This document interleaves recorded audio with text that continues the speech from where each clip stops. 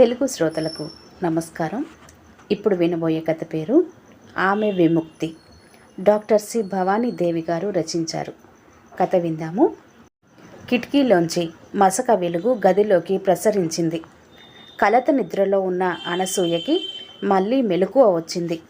అలవాటుగా గోడ మీద దేవుడి పటానికి దండం పెట్టుకుంది. మునుపటిలా దేవుడు స్పష్టంగా కనబడటం లేదు. అలవాటుగానే గడియారం చూసింది. టైం కూడా తెలియటం లేదు. స్టూల్ మీది కళ్ళజోడు తీసి పెట్టుకొని మళ్ళీ టైం చూసింది. 5:30 అయింది. గంటలు కొట్టే గడియారం అయితే చూడకుండానే తెలుస్తుందని కొన్నది. కానీ గంటల వల్ల నిద్రాభంగం అని సైలెంట్ చేసేశారు. ఇంకాసేపు పడుకోవచ్చు. అయినా పడుకుంటే కందిరీగల గుంపులాంటి ఆలోచనల్ని తప్పించుకోవటం కష్టం. లేచి ఏదో ఒక పని చేయాలి. ఇంతకాలం చేసిందదేగా. మనసు నోరు నొక్కి పెట్టడానికి ఏదో ఒక వ్యాపకాన్ని కల్పించుకొని బిజీగా జీవితాన్ని నడిపింది. ఇప్పుడింకా శరీరం సహకరించలేనని మొరాయిస్తుంది. విశ్రాంతిని కోరుకుంది. కానీ మనసు దాడిని తట్టుకోవటం కష్టంగా ఉంది. రాత్రి పొద్దుపోయేదాకా గుండెల్లో సన్నని నొప్పి, కలత నిద్ర. మళ్ళీ తెల్లారింది. మెల్లగా లేచి బాత్రూంకి పోవాలని ప్రయత్నించింది. కాళ్ళు తడబడుతున్నాయి. బెడ్ పక్కనున్న చేతికర్ర ఆధారంగా జాగ్రత్తగా వెళ్ళి వచ్చి పడుకుంది. మళ్ళీ ఆలోచన దాడి. కడుపులో మంట. మందుల వల్లనేమో. ఏదైనా తింటే తగ్గుతుందేమో. ఇంత పొద్దున్నే తన కోసం ఎవరు ఏం చేస్తారు? ఎందుకు చేయకూడదు? మనసు ప్రశ్నిస్తుంది.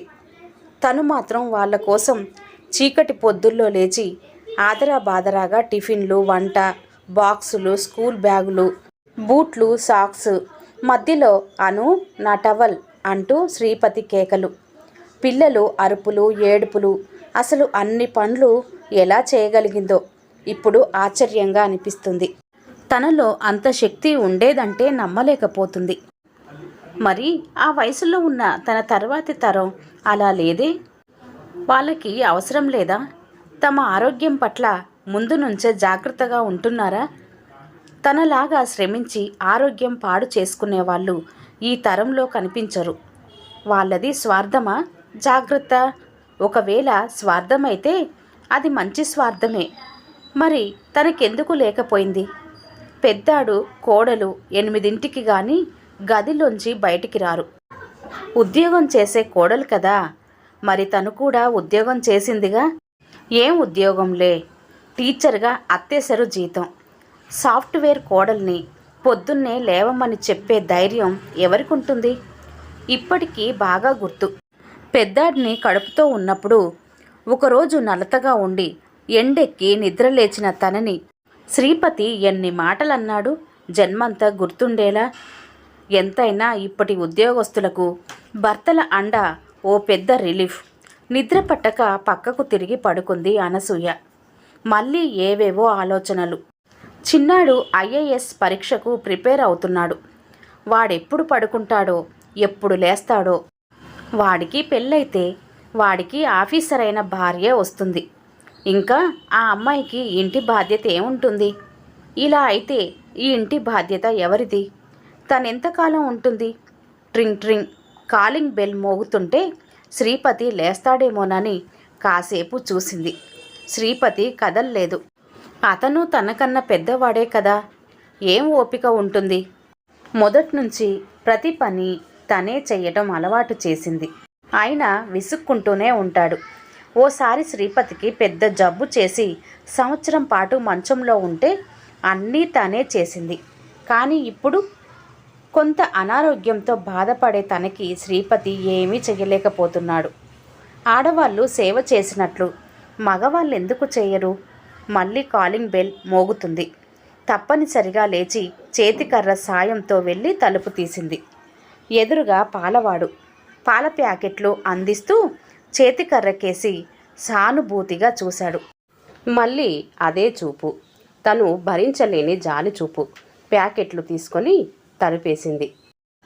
మరీ అంత విసురుగా వేయకుండా ఉండాల్సింది. ఎంతైనా ఈ మధ్య తనకు చిరాకు, కోపం ఎక్కువయ్యాయని ఇంట్లో వాళ్ళ కంప్లైంట్. శరీరం అనారోగ్యం పాలైతే మనసు ఆరోగ్యంగా ఎలా ఉంటుంది? ఎంత బాగా లేకపోయినా చిరునవ్వులు చిందిస్తూ శాంతంగా ఆడవాళ్ళు నటించాల్సిందేనా? పెళ్ళైంది మొదలు ఎన్నో బాధ్యతల్ని ఇటూ అటు నెత్తిన వేసుకుంది. ఉద్యోగం, పిల్లలు, భర్త, ఇల్లు సంతోషంగా నిర్వర్తించింది. ఈ పక్షవాతం వచ్చి కాలు చచ్చుబడినప్పటి నుండి మనసు నరకంగా మారిపోయింది. యాంత్రికంగా చేతులు పనిచేస్తున్నాయి. మిల్క్ బాయిలర్ వికృతంగా అరుస్తుంది. ఉలిక్కిపడి ఆపేలోపే శ్రీపతి దుమదుమలాడుతూ లేచాడు. నిన్నెవరు లేవమన్నారు? విసుక్కున్నాడు అలవాటుగా. మనసులో మరో ముళ్ళు బలంగా దిగింది. నిద్ర పట్టక లేచానులేండి, తప్పు చేసినట్లు సంజయ్షి స్వరంతో అంది. నీకు ఎటూ నిద్ర పట్టదు, మమ్మల్ని పడుకోనియ్యవు. మరోసారి విసుక్కుంటూ బాత్రూంకేసి నడిచాడు. ఈ విసుక్కోవటం అతనికి కొత్త కాదు. పెళ్ళైంది మొదలు అతని నోట ప్రేమపూర్వకమైన మాట విని ఎరుగదు. ఎంత రుచిగా వంట చేసినా, ఎంత మంచి పని చేసినా భార్యని మెచ్చుకోవటం అతనికి తెలీదు. కారణం తనకి తెలీదు. పిల్లల్ని కూడా ఒకసారైనా మెచ్చుకోవటం చూసి ఎరుగదు. వాళ్ళెంత ర్యాంకు సాధించినా, బాగా సంతోషంగా ఉన్నట్లు కనిపించినా ఏదో ఒక మాట అని బాధ పెట్టందే ఉండలేడు శ్రీపతి. అతనికి సరదాలు లేవు, హాయిగా నవ్వలేడు. అలాగని విరాగి కాదు, డబ్బు వ్యామోహం ఎక్కువే. పెద్దాడు పుట్టినప్పుడు ఇప్పటికీ ఆ దృశ్యం కళ్ళ ముందు కదులుతుంది. ముటముటలాడుతూ హాస్పిటల్కి వచ్చి చూసి వెళ్ళాడు. తొలిసారి తండ్రి అయిన సంతోషం ఏ కోశానా లేదు. ఆమె ఆరోగ్యం గురించి కానీ, పిల్లాడి గురించి కానీ అడక్కపోగా పిల్లాడు పుట్టిన గడియ, నక్షత్రం బాగా లేదని శాంతి హోమం, జపాల గురించి ఏ కరువు పెట్టి నూనెలో మొహం చూడాలని, చాలా ఖర్చవుతుందని అనసూయ తల్లిదండ్రులు తమ వాళ్ళకి బారసాల్లో చెయ్యాల్సిన మర్యాదల గురించి చెప్పి వెళ్ళిపోయాడు. అనసూయ చిన్నబుచ్చుకుంటే తల్లే ఓదార్చింది. కొందరంతే లేమ్మా, ప్రేమని ప్రకటించరు అని. ప్రకటించలేని ప్రేమెందుకు అనుకుంది మొట్టమొదటిసారిగా. ఆ తర్వాత క్రమంగా అతని పద్ధతి అలవాటు పడడానికి సెన్సిటివ్నెస్ నోరు నొక్కేయక తప్పలేదు. కాఫీ గ్లాసు స్టూల్ మీద పెట్టి వెళ్ళాడు శ్రీపతి. పరధ్యానంగా ముట్టుకుంది. చురుక్కుమన్న చేతిని వెనక్కి తీసుకుంది. ఆ రోజు ఇంతే.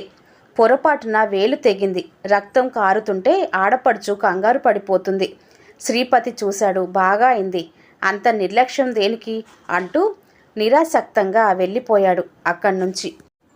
వేలు తెగిన బాధ కన్నా అతని మాట, ప్రవర్తన తాలూకు గాయం, మచ్చ అలాగే ఉండిపోయాయి. తర్వాతి కాలంలో అంతకన్నా పెద్ద పెద్ద గాయాలు, మచ్చలతో తన మనసు తనే గుర్తుపట్టలేనట్లు మారిపోయింది. లోతైన బావిలో నీరు ఉంటుంది, కానీ ఎవరి దాహాన్ని తీర్చలేనప్పుడు దానికి సార్థకత ఏముంది? అతని ప్రేమ అంతే అనుకుంది తను. పిల్లల సరదాలు, అవసరాలు అన్నీ తనే తీర్చింది. పెద్దాడికి పెళ్ళయ్యాక అమ్మతో అవసరం తీరినట్లే. వాడికి మిజిల్స్ వస్తే 15 రోజులు మంచం పక్కనే పడుకుంది. వాడికి మాత్రం ఎలా ఉందని అమ్మని పలకరించే తీరిక లేదు. అమ్మా, రేపు ఫీజు కట్టాలి. చిన్నాడు పక్కలో కూర్చున్నాడు. వీడికి అవసరం ఇంకా ఉంది అనుకుంది. ఎంత నాన్న అడిగింది. 1500. పుస్తకాలకి ఇంకో 1000 గారంగా అడిగాడు. 3000 దిండి కింద నుంచి తీసి ఇవ్వగానే మాయమయ్యాడు. స్కానింగ్ కోసం దాచినవి. వాడికన్నా ఎక్కువ. ఆ రోజుల్లో తల్లిదండ్రుల శక్తిని బట్టి చదువుకుంది. ఇప్పటి పిల్లలు తల్లిదండ్రుల శక్తి గురించి అనవసరం. ఎక్కడి నుంచైనా సరే తెచ్చి వాళ్ళకు కావాల్సింది చదివించాలి, అంతే. ఈ మార్పు ఎందుకొచ్చిందో తనకి అర్థం కావటం లేదు. నగరంలోని నక్షత్రాల హాస్పిటల్లో ఇంటెన్సివ్ కేర్ యూనిట్లో స్పృహ ఉండి లేని స్థితిలో అనసూయ. రోజులు, గంటలు, నిమిషాలు మరో క్షణంలో ఏమో అనే పరిస్థితి. అనసూయ ఒళ్ళంతా నరకం. ఇదే నరకం. పురాణాల్లో ఏమేమో చెప్తారు, ఇదే నిజం. చచ్చిపోతే ఏమవుతుంది? అంతా వస్తారు, చూస్తారు, అంత మంచిది, ఇంత మంచిది, ఆనాడిట్లా ఈనాడిట్లా అంటారు. కొందరు నిజంగా, కొందరు నంగిగా ఏడుస్తారు. పిల్లలు ఏడుస్తారా? ఏడవకపోవచ్చు. మంచాన ఉన్న అమ్మకు చేయటం కష్టమే కదా, పోవటమే మంచిదని సర్దుకుంటారు. పాలవాడి జాలి చూపులు భరించక్కర్లేదు. ఇంటికి ఎవరొచ్చినా తన నడక మీద వాళ్ళ జీవితాలు ఆధారపడినట్లు కాస్త నడుస్తుంటారా అనే అవకాశం ఉండదు. రోజు పూలు పూసే చెట్లు కోడలు ఒళ్ళొంచి నీళ్లు పోస్తే అలాగే పూస్తాయి. తన అక్క చెల్లెళ్ళ రాకపోకలు తగ్గిపోవచ్చు. శ్రీపతి తద్దినాలంటూ విసుక్కుంటూ విసిగిస్తాడేమో, వద్దని చెప్పాలి.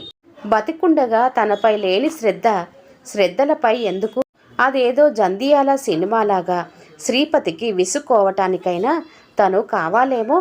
కానీ తనకి మాత్రం అలా గోడ మీద ఫోటోలోంచి కూడా ఇంకా శ్రీపతితో మాట్లాడాలని లేదు. అసలు మనిషికి బంధాలన్నీ ప్రాణాలు పోగానే పోతాయట. ఇంకెందుకు మరి? హాయిగా వెళ్ళిపోవచ్చు. నడవలేకపోయినా అంత బాధలోనూ అనసూయకి నవ్వొచ్చింది. అమ్మ నవ్వుతుంది. చిన్నాడి గొంతు అది. మళ్ళీ తనకి దిగులేస్తుంది. వీడి పెళ్ళి అయితే బాగుండేది. పోన్లే, లవ్ మ్యారేజ్ చేసుకుంటాడు. తన మీద ఆధారపడడు. తన మీద ఆధారపడే వాళ్ళుంటేనేనా ఆడవాళ్ళు బతకాలనుకునేది? తమ కోసం తాము ఎందుకు బతకరు? ఆడవాళ్ళు అంతా ఇతరుల కోసమే ఎందుకు బతుకుతారు? చరమదశలో స్త్రీవాదం ఆలోచనలు శ్రీపతికి తెలిస్తే అమ్మో, ఇంకా లాభం లేదండి. రెస్పిరేషన్ కష్టంగా ఉంది. వెంటిలేషన్ మీదకి షిఫ్ట్ చేయాలి. డాక్టర్ విసుక్కుంటున్నాడు. ఇతనికి విసుగ్గానే ఉంది.